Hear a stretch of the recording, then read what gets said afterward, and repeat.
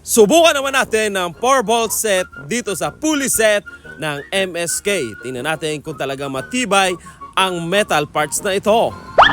After ng 2 weeks na pag-testing dito sa pulley set na MSK, well, testingin naman natin siya sa stress test. Kumbaga, 4 bolts lang ang susubukan natin repa. Dahil 30 years na pala sila sa industry at nakilala sa mga product tulad ng motorcycle hubs, steel rims, control cable at chains.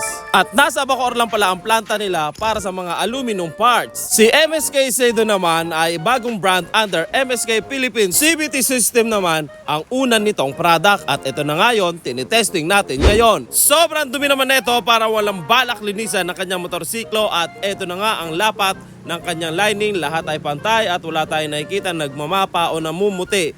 Dahil pag may nakita tayo na muti, ibig sabihin hindi pantay ang lapat o di kaya tagilid ang clutch bell. So far, so good pa rin ang railings na itong ating slider piece.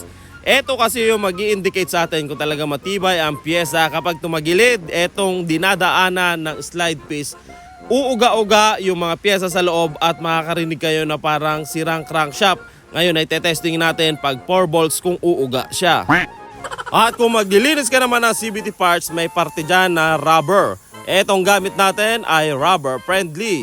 Aeropack CVT cleaner to repa, pero syempre iwasan mo rin na tamaan ang iyong mata. Kahit na friendly to repa ay para ka talagang nakakain ng expired na tahong. Well, hindi nga. Mamumula ang mata mo na parang na red tide. Pinatanggal nga ni Delphine ang 912. Sabi niya subukan natin yung straight 12 pero 4 bolts lang. Madalas ginagawa to sa mga stock engine pero ngayon tetestingin natin sa MSK na pulley set. At eto na nga.